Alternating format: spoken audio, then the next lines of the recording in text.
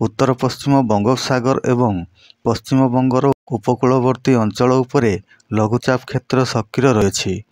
ता सहित बंगोपसागर उपरे थिबा घूर्णिबलय वर्तमान समुद्र पतन ठारू 7.6 किलोमीटर पर्यंत वृद्धि पाई। तेबे आज संध्या सुधा 5टी जिला को ऑरेंज वार्निंग जारी करा जायछि। एही सबु जिल्ला रे प्रबलरू अति प्रबल वर्षा हेबार संभावना रही अछि एवं 25टी जिला को येलो वार्निंग जारी करा जायथिबा बेले 15 जिल्ला रे प्रबल वर्षा हेबाकु थिबा बेले 7 ରୁ 11 सेंटीमीटर पर्यंत वर्षा हेबाकु थिबा बेले बिजुली घड़घड़ी मारिबा सह 30 ରୁ 40 किलोमीटर बेगरे पवन बहिबार संभावना रही अछि।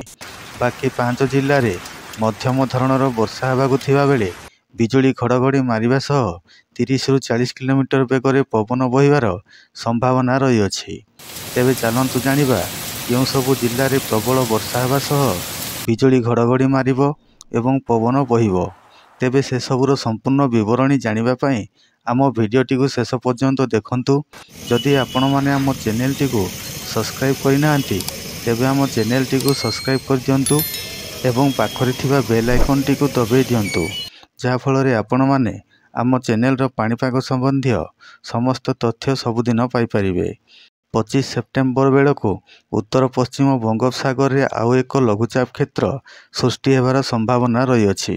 यह पश्चिम आड़ को गति करी दक्षिण ओडिशार उत्तर आंध्र प्रदेश उपकूल रे एक डिप्रेशन रे परिणत हेबार संभावना रही अछि, जहा फल रे राज्य रे प्रबल वर्षा हेबार संभावना रही अछि।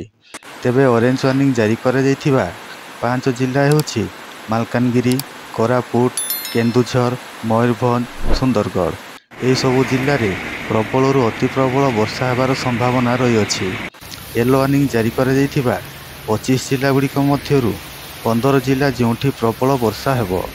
सेही जिला गुड़िक हेउछि रायगड़ा, गंजाम, गजपति, कलाहांडी, कंधमाल, बौद्ध, अनुगुल, ढेंकानाल, जाजपुर, भद्रक, बालेश्वर, सोनपुर, बरगड़, संबलपुर, देवगढ़।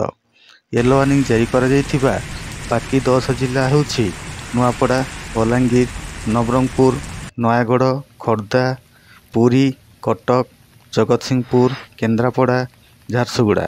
एही सबु जिल्ला रे हालुकारु मध्यम धरणर वर्षा हेबार संभावना रही अछि।